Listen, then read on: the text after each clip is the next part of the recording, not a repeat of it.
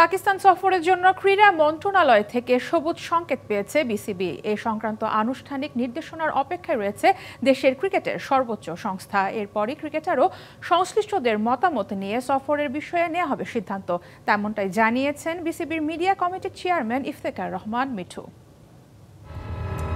পূর্ব নির্ধারিত শিডিউল অনুযায়ী ২৫ মে ৫ ম্যাচ সিরিজের প্রথম টি-20তে মুখোমুখি হওয়ার কথা ছিল বাংলাদেশ পাকিস্তানের। তবে ভারত পাকিস্তানের উত্তপ্ত পরিস্থিতির কারণে অনিশ্চয়তায় পড়া সেই সিরিজ ২৭ মে থেকে মাঠে গড়ানোর নতুন সূচি বিসিবিকে পাঠায় পাকিস্তান ক্রিকেট বোর্ড। এরপরই নতুন শিডিউল নিয়ে স্টাডি শুরু হয় বিসিবির।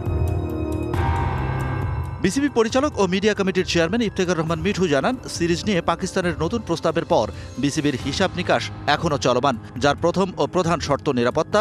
শেষ ধাপে পাকিস্তান সফরের জন্য নেওয়া হবে দল ও সংশ্লিষ্টদের মতামত। এরপরই চূড়ান্ত সিদ্ধান্ত নেবে বিসিবি।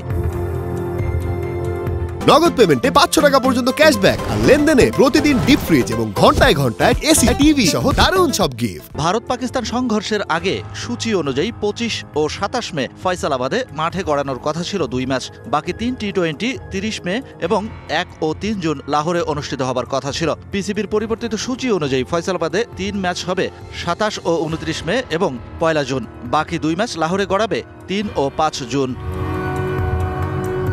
ভারত পাকিস্তান সংঘাত স্থগিত হবার পর সচল হওয়ার চেষ্টা করছে উপমহাদেশের ক্রীড়াঙ্গন। ক্রিকেট বিশ্বের দুই পরাশক্তির সাংঘর্ষিক সম্পর্কের জেরে থমকে যেতে বসেছিল ক্রিকেট অর্থনীতিও। আইপিএল এর পর পিএসএল এর বাকি অংশ মাঠে গড়ানোর ঘোষণার মধ্য দিয়ে যেন কেটে যাচ্ছে সেই অমানিশা। Shahan Papon, DBC news desk.